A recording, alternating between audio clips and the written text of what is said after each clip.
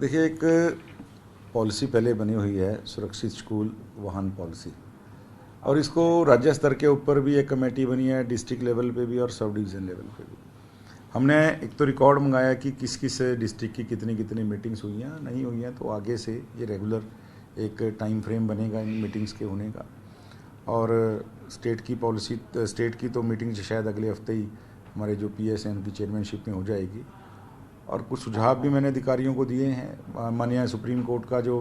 Guideline थी CCTV camera की, speed governor को लेके, वो सारे तो इम्प्लीमेंट हो ही हों। और साथ में हमने कैलकोमीटर का सुझाव भी दिया है कि अगर वो पॉसिबल हो सकता है उसकी ग्राउंड की जो एक बार रियलिटी चेक करके कि पॉसिबिलिटीज़ क्या हैं, तो एल्कोमीटर का सुझाव हमने दिया है कि जो ड्राइवर स्कूल बसों के ऊपर हैं वो कैसे शराब उन्होंने कितनी इनटेक कर रखी है, नहीं कर रखी है, सारा। क्योंकि अपने यूरोप में बहुत एडवांस सिस्टम हो गया, भारत अभी वहाँ तक नहीं पहुँच सकता। वो तो एक बाल का सैंपल लेके यूरोप में तो हेयर का सैंपल लेते हैं और 6 महीने तक इंसान के बॉडी में कितना अल्कोहल का कंटेंट रहा उनको सारा पता चल जाता है। लेकिन हम ये कोशिश करेंगे कि जो जिस तरह की दुर्घटना कल हुई है और उसका मुख्य कारण ड्राइवर का शराब पीना जो है सामने आ रहा है, और इसी वजह से उसने ओवर स्पीड में गाड़ी चलाई, और कम से कम ये हादसे शराब पीने की वजह से ना हो आगे से। इस तरह की जो कल एक सारा इतना भयानक हादसा हुआ है, अपने बेशकीमती जाने अपने बच्चों की खो दी, उन जो पेरेंट्स के दुख को मैं समझ सकता हूँ। तो आगे कम से कम हरियाणा में फिटनेस को लेके व्हीकल्स की ऐसा हादसा ना हो, ये कोशिश करेंगे। तो जो सर आप कह रहे हैं कि हम कोशिश करेंगे एल्कोमीटर हो, तो क्या रोजाना जांच होगी ये सुबह या? जी, वो बस के अंदर एक मैंडेटरी हम कोशिश करें, जैसे मैंने कहा कि अभी हम इसकी जो है ग्राउंड पॉसिबिलिटीज़ को चेक कर रहे हैं,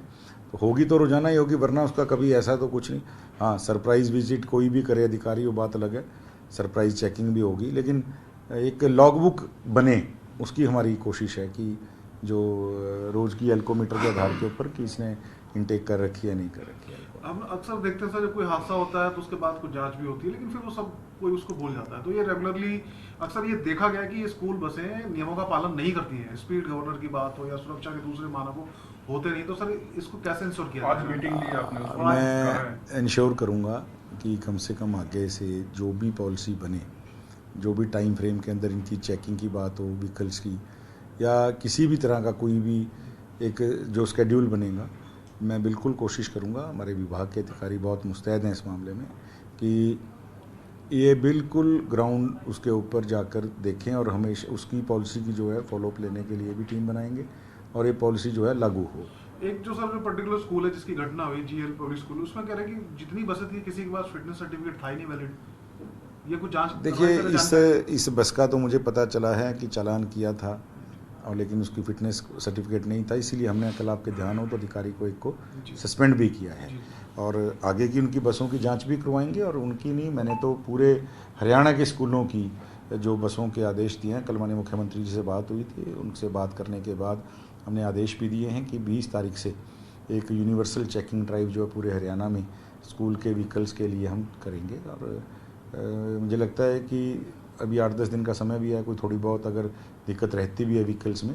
वो स्कूल वाले अपने दूर करवा लेंगे, तो 20 अप्रैल से रेगुलर चेकिंग शुरू हो जाएगी। सर, जिस तरीके से आपके विभाग का जिक्र करें तो आपने जो है उसके ऊपर सख्त एक्शन लेते हुए एक निजी सचिव को जो है वो सस्पेंड भी किया है, लेकिन शिक्षा विभाग का यदि हम जिक्र करें, जिस डीईओ की रिस्पॉन्सिबिलिटी बनती थी गैजेटेड हॉलीडे के अंदर स्कूल बंद रखवाना, उसको जो है वो एक कमेटी के अंदर मेंबर बनाया गया। किस तरीके से देखते हैं सरकार के इस फैसले को? देखिए, मैं इतना मानता हूँ, कल माननीय मंत्री सीमा त्रिखा जी मौके पर पहुँची हैं, और वो स्वयं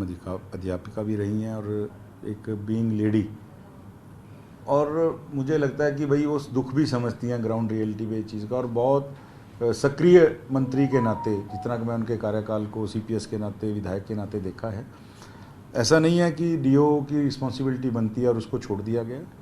इसके सारे पहलुओं की जांच करने के लिए कमेटीज़ बनी है। मैंने जिस तरह अपने विभाग की एक कमेटी बनाई है, स्कूल शिक्षा विभाग ने भी एक कमेटी बनाई है, और निश्चित रूप से जो भी इसमें दोषी पाया जाएगा वो कोई बचेगा नहीं। स्कूल का ओनर हो, कोई अधिकारी हो,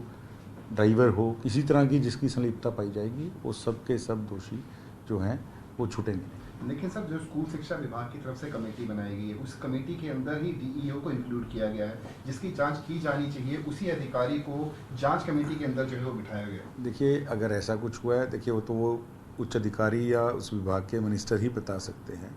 और मेरे को तो जैसे मेरे संज्ञान में आया असिस्टेंट जो है सेक्रेटरी आरटीए, और जैसे उन्होंने फिटनेस सर्टिफिकेट नहीं था, प्रॉपर जो है जांच नहीं हुई, हमने तो तुरंत प्रभाव से उसको सस्पेंड किया है। और मेरे को लगता है कि आप ये सवाल अगर माननीय शिक्षा मंत्री जी से पूछेंगे या अधिकारियों से थोड़ा बेटर जवाब दे पाएंगे, क्योंकि जैसे मैंने कहा कि सरकार का एक तय हुआ है कि किसी भी दोषी को छोड़ा नहीं जाए।